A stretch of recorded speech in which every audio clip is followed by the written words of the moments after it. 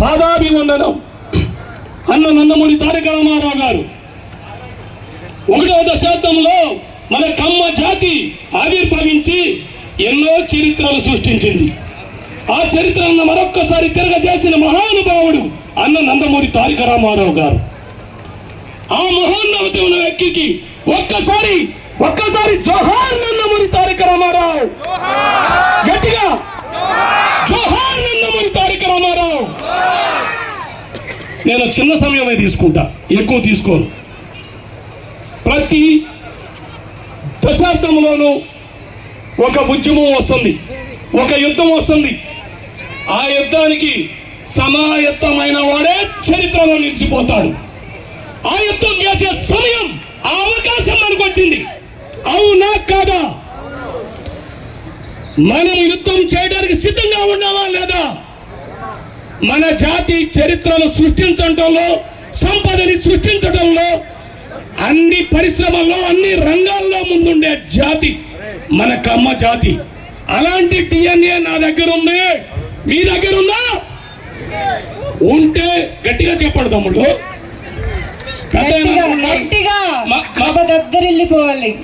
మా గురువు గారు, మా పెద్ద ఆయన అనుకుంటున్నారు మురళీమోహన్ గారు వీళ్ళు ఫోన్ చేయలేదా ఏంటి సాయిబాబు, మరి ఎంత గట్టిగా జోష్గా లేరంటున్నారు. చరిత్రను సృష్టించిన మహానుభావుడు మన దగ్గరే ఉన్నాడు. ఎంతో మందికి అవకాశాలు కల్పించిన మహోన్నతమైన వ్యక్తి మన జాతిలో ఉన్న మురళీమోహన్ గారు. అలాంటి మహోన్నత వ్యక్తి మన దగ్గరికి వచ్చాడు. ఒకసారి గట్టిగా జోష్గా ఉండండి. జోషాబాల్ జోహార్ అన్న నందమూరి తారక రామారావు. మా కవి అన్నాడు, నేను సైతం ప్రపంచాగ్నికి సమిరనొక్కటి ఆహుతిస్తాను అని. నేనంటున్నా అప్పుడు నేను సైతం నా జాతి ఔన్నత్యాన్ని కాపాడుకోవడం కోసం ఆంధ్రప్రదేశ్కి తిరిగి వెళ్తాను. అర్థమవుతుందా? Big round of applause. నేను సైతం నా జాతి ఔన్నత్యాన్ని కాపాడుకోవడానికి ఆంధ్రప్రదేశ్కి తిరిగి వెళ్తున్నాను. మీరు సిద్ధమా?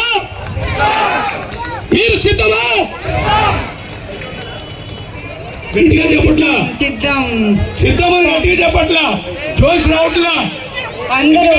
జోష్ ఇంకా 6 నెలలు, 5-6 నెలలు జోష్ నింపుకోవాలంటే ఇవాళ జోష్ అక్కడ దాకా వెళ్ళాలా?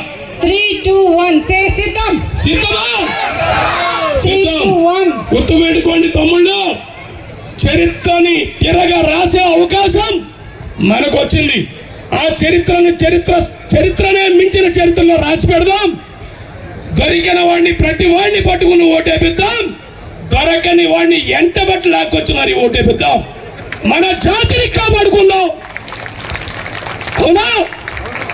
ఎందుకు చెప్తున్నానంటే, ఇవాళ ఇంత ఫోజులు కొడుతున్నాం ఇక్కడ స్టేజ్ మీద ఉండంటే, ఆ మహానుభావుడు ఒక కొండ, ఒక రోజున చిన్న పిట్టగతి, ఒక రోజున కొంతమంది మహానుభావులు కూర్చున్నారు. అరే ఏంది హైదరాబాద్ అంతా ఆగమాగం ఉంది, ఎక్కడ చిన్న కొండలు బండలు ఉన్నాయి, ఈ హైదరాబాద్లో ఉన్న పబ్లిక్ చూస్తేనే నాజారు ఉన్నాడు, వీళ్ళందరినీ ఎవరు పోగు చేస్తారు, ఎక్కడెక్కడ నుంచో రాష్ట్రంలో ఉన్న నలుమూల నుంచి ప్రజలంతా ఇక్కడికే వస్తున్నారు, వీళ్ళందరినీ ఎవరు కాపాడుతారు అనుకున్నారు. వీళ్ళందరికీ అవకాశాలు, ఉపాధి ఎవరు కల్పిస్తారు అనుకున్నారు. అప్పట్లో ఒక మహానుభావుడు వచ్చాడు, నేను చేస్తాను, ఈ కొండని బంగారం చేస్తాను అన్నాడు. ఆ మహానుభావుడు ఎవరు?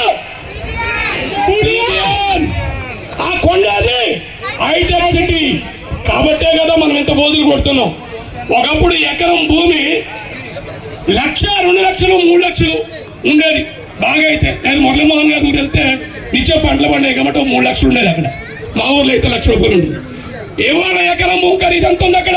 ఆంధ్రప్రదేశ్ రాష్ట్రంలో 30 లక్షలు, 50 లక్షలు, 100 కోట్లు.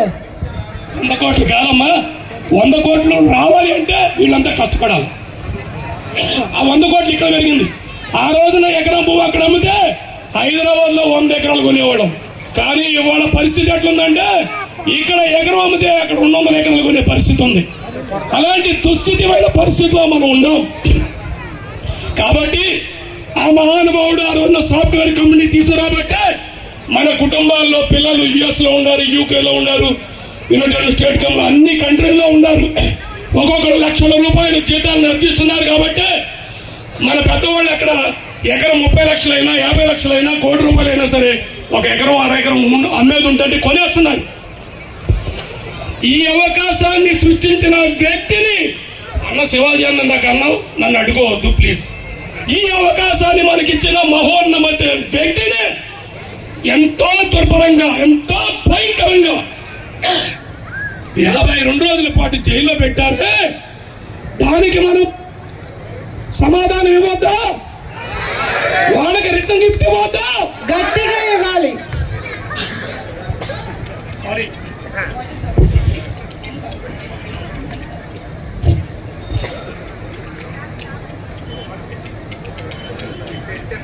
నేను పార్టీలను ఉద్దేశించి మాట్లాడతలేదు, కేవలం నా జాతి ఔన్నత్యాన్ని కోసం మాట్లాడుతున్నా.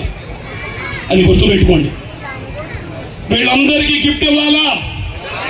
గిఫ్ట్ ఇవ్వాలంటే మనం ఏం చేయాలా? ఇప్పటి నుంచే ఆంధ్రప్రదేశ్కి వెళ్ళాలా?